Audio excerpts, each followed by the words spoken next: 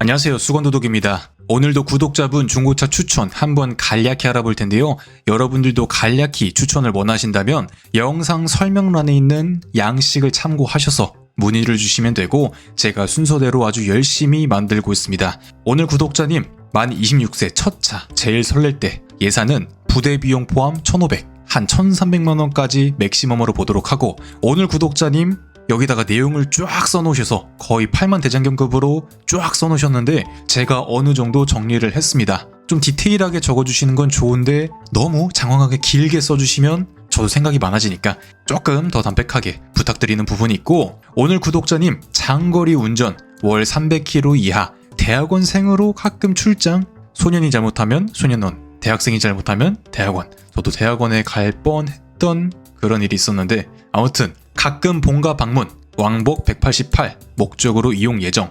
보니까 주행거리 자체가 길지 않아 보이고 대학원생이시니까 뭐 자동차의 그 잔고장 이런 것 때문에 스트레스를 받으시면 이제 스트레스로 머리털이 빠지겠죠. 그런 거 예방해서 조금 더 무난한 친구로 보도록 하고, 월 가용유지비는 40만원. 하지만 나이가 어리시기 때문에 보험료가 한 달에 거의 한 15만원 정도 나올 수 있다. 부모님 밑으로 들어갈 수 있어? 그러면 확 낮아지지만 본인 첫 가입, 단독 가입 이렇게 들어가 버리면 보험료가 꽤나 나올 수 있다. 디자인은 세단 혹은 SUV, 가솔린 선호. 개인적으로 승차감 때문에 세단을 선호하나 다른 사람들이 동승할 일이 많아서 SUV를 고려 중? 짐을 많이 실으시나? 물론 오늘 적어주신 이 친구들 대부분 2열 공간이 소나타 빼고 아반떼는 좀 협소하기 때문에 거의 2열 공간이 원룸에다가 베란다 확장해 놓은 그 정도 수준이기 때문에 머리 공간이 상대적으로 여유로운 이런 소형 SUV 3인방도 상당히 괜찮을 것 같다. 근데 오늘 예산이 1,500이었잖아요. 그런데 바라시는 옵션이 많아. 스마트 크루즈, 후측방 경보, 차선 이탈 경보, 물론 CN7, 셀토스 이 친구로 가면 이 옵션들 다 맞출 수는 있는데 그럼 예산이 훨씬 올라가겠죠. 거의 1,000만원 후반대는 봐야, 실구매가 기준 부대 비용 다 더하면 2,000만원은 봐야지 이 옵션들을 다 누릴 수 있는데 어느 정도는 포기를 하셔야겠다. 뭐 필수는 스마트 키, 후방 카메라, 내비게이션, 블루링크니까 선호 사양은 넣을 수 있으면 좋은데 못 넣을 수도 있다. 그리고 아반떼 CN7, 더뉴 아반떼 최근에 알아봤었고 LF도 최근에 알아봤었고, 솔직히 말하면 뭐 오늘 구독자님 자동차에 대한 경험이 적으시니까 이렇게 느끼실 수 있어. 그런데 그냥 내가 끌고 다니다 보면 거기서 거기다. 승차감 우리가 뭐 S클래스냐 7시리즈냐 이런 거 비교하는 거 아니잖아요. 그냥 그 나물에 그 밥들이기 때문에, 소나타는 조금 더 낫지. 그냥 그 나물에 그 밥들이기 때문에 내가 타고 다니다 보면 적응을 할 수밖에 없는 부분이다. 요 정도 친구들에서 승차감을 논한다? 요거는 바로 우리가 식사를 할 때 포카칩이 든든하냐 꽃갈콘이 든든하냐 딱 그런 비교 같고 사실상 의미가 없다. 이 정도 급들에서 제일 먼저 우선적으로 볼 것, 여러분들이 선호하는 디자인, 성능은 그냥 거기서 거기니까 그 나물의 그 밥이니까 디자인을 제일 먼저 보시는 게 중요합니다. 내 눈에 쏙 드는 거, 완전 비주류만 아니면 내가 뭐 어디 사브, 알파로메오 이런 거 보는 거 아니잖아요. 그냥 현대 기아차 동네에 빠글빠글하게 돌아다니면서 하루라도 못 봐? 당장 로또 사러 가 할 정도로 흔하디 흔한,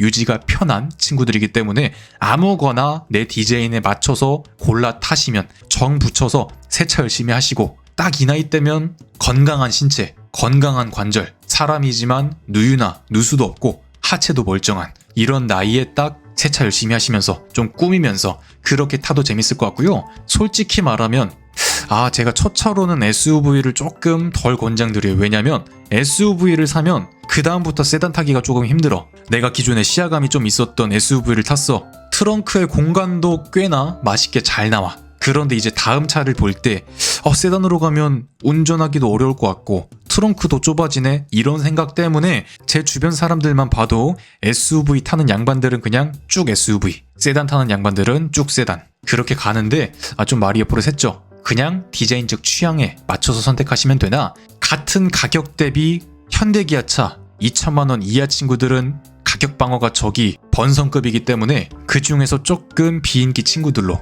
그리고 셀토스는 변속기가 듀얼 클러치로 여러분들이 조금 비선호하는 이제 조작의 불편함이나 비교적 높은 고장 가능성, 하지만 저는 늘 설명드리지만 듀얼 클러치 변속 빠르고 연료 효율 좋고 이런 부분 때문에 자동차의 성능을 꽤나 크게 끌어올려주는 듀얼 클러치인데 일반인들 눈높이에는 변속기의 특성에 대해서도 잘 모르시고 그런 부분이 있기 때문에 약간 단점만 많이 부각되는 그런 점이 있으니까 대학원생이시니까 다른 거 스트레스 많이 받으시잖아. 자동차 고장에서 조금 걱정을 덜기 위해 오늘은 베뉴, 스토닉 두 대를 간략히 알아보도록 하죠.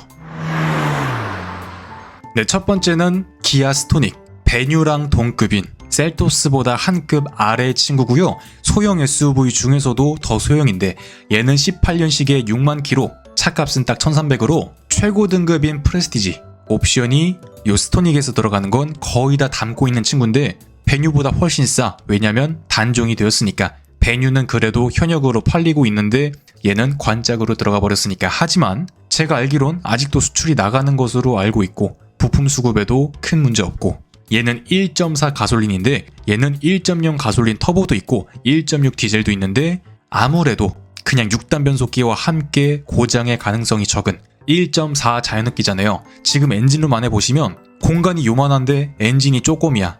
열이 나지도 않는 엔진이고 열이 나지 않아서 고무들도 덜 샀고 누유나 누수도 적고 출력이 좋은 세팅이 아니다. 요 스토닉에서 제일 출력이 저질 같은 100마력 13.5토크라는 거의 경차 다음으로 가는 어쩌면 캐스퍼 터보보다 얘가 훨씬 느려. 그리고 복합연비가 리터당 한 13km 정도가 나오는데 다 내려놓은 거야. 출력, 성능 부분에선 다 내려놨어. 근데 고장이 절대 안 나. 이거 고장나서 못하겠다 하는 양반들은 전에도 설명드렸지만 그냥 버스나 지하철 타고 다니시면 된다. 어쩌면 정비 부분에선 쥐어 짜내면서 열을 꽤나 받고 누유나 누수가 잦은 경차 친구들보다 얘가 고장 자체는 훨씬 적을 거다. 그래서 생긴 단점, 고장이 안 나서 차를 바꾸지 못하겠다 라는 핑계가 또 생기는 친구. 그리고 디자인은 당시 나오던 구형 스포티지나 프라이드 이런 친구랑 비슷한 얼굴인데 인테리어는 나름 깔끔해요.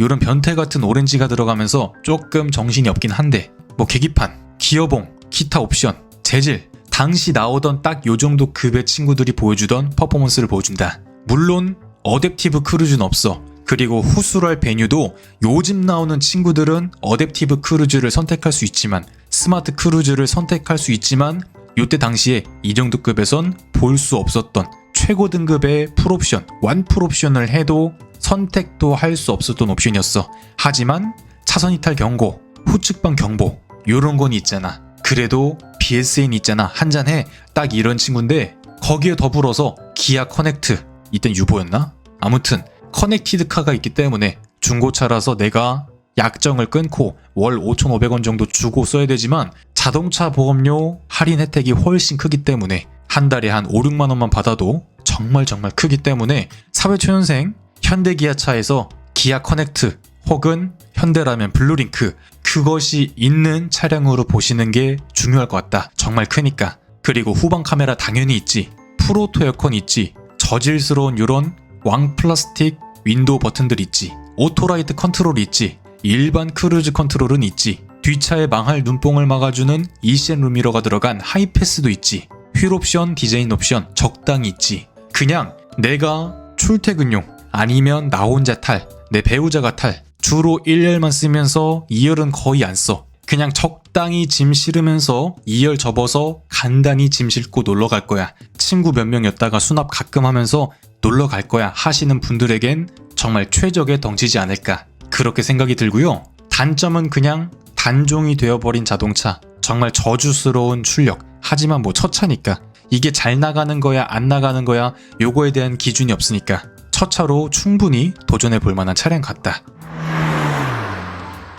그리고 다음은 현대 베뉴 2020년식의 6만 킬로, 차값은 딱 1300인데 얘는 스토닉하고 다르게 1.6 가솔린 엔진, MPI 방식, GDI 대비 출력이 떨어지지만 리스크가 적고 내구성이 좋은 엔진 대신 변속기가 무단으로 들어간다. 물론 저의 오랜 경험상 렌터카 거래처에 물어봐도 정말 변속기가 빠갈 나는 차를 한 번도 보지 못했을 정도로 저는 남들이 뭐라 하든 제 눈으로 보는 게 제일 신뢰감이 있다고 생각이 들고 제가 다른 자동차 유튜브를 거의 요즘에 안 봅니다. 자동차 유튜브는 새 차밖에 안 봐. 왜냐면 다른 거 보다 보면 자꾸 그 사람들의 의견이 섞이는 것 같아. 그래서 뭐 소렌토의 에바가루가 문제가 있네, 아반떼 무단 변속기가 문제가 있네, 요런 거 어디 풍문으론 들었는데 제가 실제로 봤을 때는 그런 차량들은 거의 못 본 것 같아. 물론 이것도 저의 좁은 식견이라서 그런 걸 수도 있는데, 자동차 쪽에서 일을 하면서 현대기아차 건식 7단 듀얼 클러치 제가 실제로 몇 번을 봤어, 문제가 있는 차량을. 또 아반떼 AMD 그 바보 같은 GDI 엔진 뻑가는 걸 봤어. 제가 일을 하면서 경험적으로 느낀 거, 문제가 있는 거, 요런 거는 제가 항상 말씀을 드리는데, 도대체가 무단 변속기 문제 있는 차량을 저는 본 적이 없어서, 막 거래처에서도 10만 킬로 중후반 빠글빠글하게 굴러댕긴 그런 렌트카들도 크게 문제 없어. 근데 배뉴하면 자동차 그 안전점수 있죠, 거기서 항상 상위 등급에 있는 그런 자동차야. 오너들 전체적으로 좀 살살 타는 경향이 있어. 스토닉도 마찬가지고. 그런 차량의 무단 변속기 그렇게까지 나쁠까 생각이 들지만, 그래도 교과서적으로 썼을 땐 아까 스토닉보다 변속기 쪽에서 리스크가 있긴 하다. 그리고 인테리어는 스토닉보다는 살짝 동글동글하게 다듬어진 느낌. 이게 배뉴 동글동글하게, 이게 스토닉. 얘는 조금 기아차의 냄새가 나면서 각이 서 있고 약간 모닝의 냄새도 나는. 근데 배뉴는 전반적으로 조금 동글동글이 들어가면서 좀 더 요정도 급에 맞는 귀여움을 보여준다. 그리고 계기판은 뭐 비슷하고 3.5인치 단색, 변속기도 동글동글, 다이얼도 동글동글, 핸들도 동글동글. 이건 당연한 건가? 중간 등급 모던입니다. 중간 등급 모던에선 두 가지 보시면 돼요. 내비게이션 패키지가 있냐, 아니면 외장 디자인 패키지가 있냐. 근데 외장 디자인 패키지가 들어간 친구는 헤드램프도 LED, 휠도 예쁜 걸로, 테일램프도 LED, 이런 식으로 들어가는데, 오늘 보는 친구는 예산에서 아쉽게 걸려서, 아무래도 현역이다 보니까 스토닉보다는 옵션이 떨어질 수밖에 없다. 연식이 덜 꺾이기도 했고, 그래도 크루즈 컨트롤 있잖아, 차선 이탈 있잖아, 아 얘는 후측방은 없네, 오토라이트 컨트롤 있잖아, 트렁크도 귀염 뽀짝하잖아. 스토닉하고 엔진 변속기는 다른데 그냥 사이즈로 봤을 땐 비슷한. 스토닉보다 키가, 배뉴가 살짝 더 큼으로써 공간적인 살짝 더 여유로움은 있는데, 제가 여러분들한테 설명하려고 저번 주에도 요 배뉴를 타봤는데, 성인이 탔을 때 딱 요 정도 포지션이 나오는데, 이렇게 되면 2열에 공간이 없어. 진짜 애기들도 타기 부담스러울 정도로 좁아져. 그렇기 때문에 내가 좀 덩치가 있다, 키가 있다 하시는 분들은 2열에 사람 태우기가 조금 어려운 차량이다. 그런 것도 인지하셔야 되고, 그냥 아까 설명드렸듯 1열 주로 사용하고 2열 접어서 놀러 가겠다, 간단하게 캠핑, 레저 이런 거 간단하게만 하겠다 하시는 분들에게 적합한 차량이다. 다른 SUV들하고 다르게 여기 턱이 좀 심합니다. 턱이 심해서 뭐 젊은 양반이니까 상관없겠지만, 개인적으로는 뭔가 싣고 내릴 때 허리에 좀 부담이 갈 수도 있겠다라는 생각이 들었고요. 이 친구의 단점은 스토닉 대비 이분하게 먹지 못한 감가. 뭐 아직 현역이니까 이해해. 그리고 스토닉보다는 조금 더 괜찮은 엔진과 변속기, 좀 더 부드러워. 연비도 한 리터당 13km 중반대가 나올 거야. 자동차의 그 기본기 자체는 그나물의 그 밥이긴 한데, 수치상으로 봤을 땐 배뉴가 조금 더 좋아. 아반떼랑 똑같은 신장을 쓰니까 그런 부분이 있는 것 같고, 장점으론 그 외 옵션이 살짝 딸리다는 거 외, 내비게이션 패키지 있지, 가죽 핸들 있지, 열선 있지, 열선 핸들 있지, 너무 과하지 않게 사회초년생이 딱 적당하게 탈만한 요런 자동차 배뉴, 1000만원 중반대에서 스토닉과 함께 첫 번째로 볼만한 소형 SUV이지 않을까. 코나도 셀토스랑 마찬가지로 변속기가 7단 듀얼 클러치야. 개선판 모델들은 8단 변속기가 들어가지만, 여러분들이 1000만원 중반대에서 살 수 있는 그 친구들은 변속기가 살짝 아파. 그런 부분 때문에 뭐 더 문제없는 소형 SUV를 꼽으라면 터보가 들어가기 전에 티볼리, 정말 자주 다뤘지만 그런 친구로 보시면 정말 좋을 것 같네요. 그래서 오늘 1300만원짜리 스토닉과 배뉴, 어차피 그나물의 그 밥이니까 점수를 한번 내보자면 이 정도의 점수를 줄 수 있을 것 같습니다. 디자인은 배뉴는 아직 현역, 아직도 꽤나 인기 있어. 동글동글해서. 스토닉은 단종됐지만 그래도 나쁘지 않아, 깔끔해 해서 4점. 내구성은 배뉴가 살짝 깎아먹긴 했지만 스토닉이 5.5점을 줬기 때문에 정말 훌륭해서 4.5점. 성능은 둘 다 바람 빠진 풍선 같은 성능, 적은 옵션, 작은 덩치 이런 것 때문에 2.5점. 가격은 뭐 다른 차들에 비해선 저렴하긴 하지, 당연하게. 신차가가 쌌으니까. 신차가가 2천만 원 초반대였는데 거의 남들이 한 5, 6년 탄 거를 1,300 이렇게 구매한다? 감가적인 부분에선 훌륭하지 못하기 때문에 3점. 유지비는 대한민국에서 경차 다음으로 저렴하게 탈 수 있는 차량들이기 때문에 4.5점을 줘봤습니다. 오늘의 구독자 퀴즈, 이 차량은 어떤 차량일까요? 정답을 아시는 분들은 댓글에 적어주시면 제가 다음 날쯤 정답 여부 말씀드리도록 하죠. 요즘 기아차에서 볼 수 있는 터치로 공조와 인포테인먼트 조작계를 전환할 수 있는 차량. 아마 제가 알기론 거의 기아차 최초로 들어갔었는데 우드 그레인 패턴이 들어가면서 요거 만져보시면 약간 시트지 같은 느낌이 짙긴 한데 어느 정도 급이 있는 차량이겠죠? 정답을 아시는 분들은 댓글에 적어주시면 제가 다음 날쯤 정답 여부 말씀드리도록 하죠.